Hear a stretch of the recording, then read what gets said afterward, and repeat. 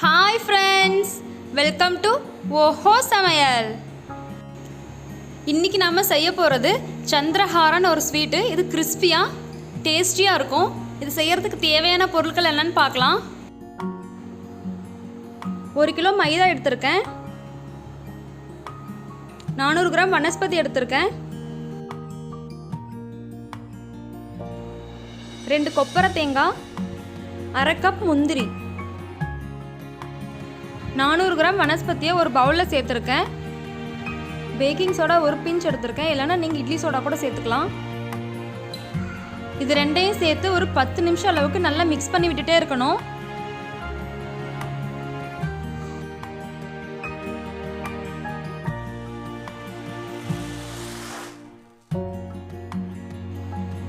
பத்து நிமிஷம் மிக்ஸ் பண்ணி விட்டோம்னா இந்த மாதிரி க்ரீம் மாதிரி ரெடி ஆகிடும்.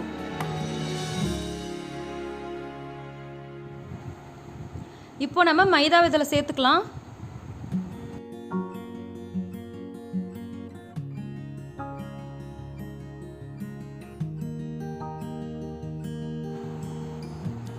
இது கட்டி சேராத மாதிரி நல்லா மிக்ஸ் பண்ணி விட்டுடணும்.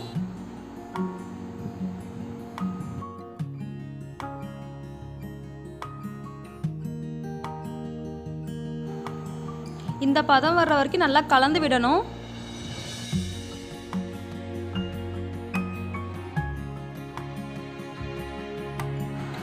இப்போ இதில் கொஞ்சம் கொஞ்சமாக தண்ணி சேர்த்து சப்பாத்தி மாவு பதத்துக்கு நல்லா பிசைஞ்சு வச்சுக்கணும்.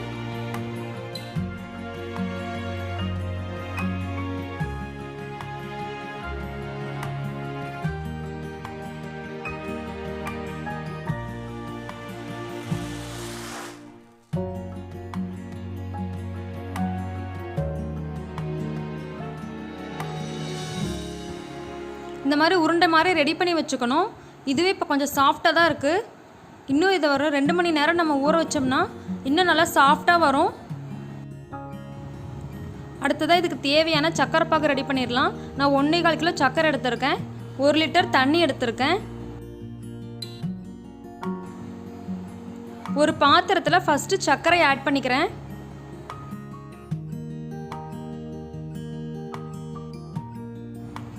அடுத்தது இதுக்கு தேவையான 1 லிட்டர் தண்ணி சேர்த்துருக்கேன்.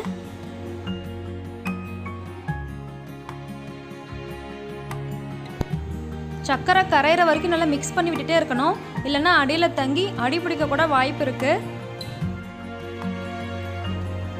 நல்லா கலர் மாறிடுச்சு. இப்போ இது ரெடி ஆயிடுச்சான்னு பார்க்கலாம். இந்த மாதிரி ஒரு பதம் வர்ற வரைக்கும் நம்ம ரெடி பண்ணணும். இப்போ 1 ஸ்பூன் அளவுக்கு ஏலக்காய் தூள் சேர்த்து மிக்ஸ் பண்ணி விட்டுட்டோம்னா இப்போ இது ரெடி ஆயிடுச்சு. கொப்பரை தேங்காயை சின்ன சின்னதாக கட் பண்ணியிருக்கேன், 1/2 கப் முந்திரி எடுத்திருக்கேன்.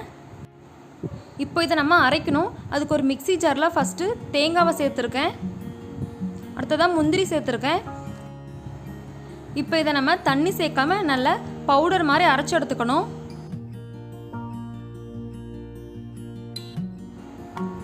இப்போ இது ரெடி ஆயிடுச்சு. இதை நம்ம ஒரு பிளேட்டுக்கு மாற்றிடலாம்.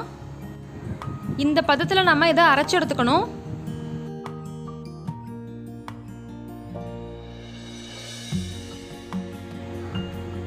ரெண்டு மணி நேரம் ஆயிடுச்சு. இப்போ நம்ம துணியை எடுத்துட்டு இன்னொரு தடவை நல்லா மிக்ஸ் பண்ணி விட்டுறலாம்.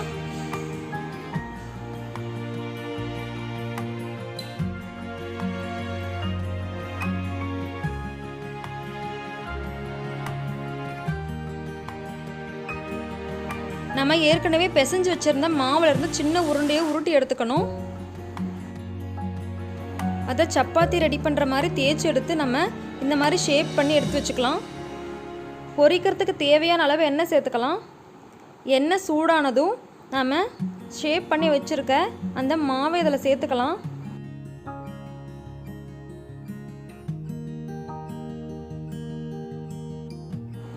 இதை நம்ம எண்ணெயில் சேர்த்த உடனே கொஞ்சம் வெந்ததும் அதுவே தானாக மேலே வந்துடும்.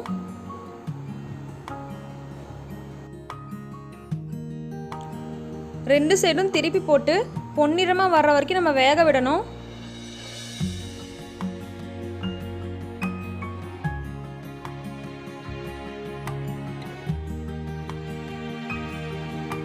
பொன்னிறமாக வந்துருச்சு.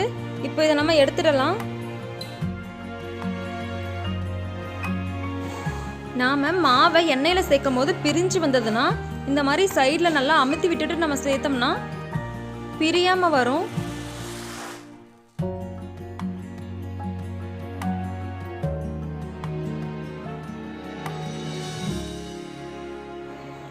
இப்போ இது வெந்துருச்சு. இதை நம்ம எடுத்து சுகர் சிரப்பில் போட்டுடலாம். இதுக்கு முன்னாடி பொரிச்சு எடுத்தது எல்லாத்தையுமே சுகர் சிரப்பில் போட்டுடலாம். இது ஒரு 1 மணி நேரம் அளவுக்கு ஊறணும். 1 மணி நேரம் ஆயிடுச்சு. இது நல்லா ஊறிடுச்சு. இதை தனியாக ஒரு பிளேட்டில் எடுத்து வச்சிடலாம்.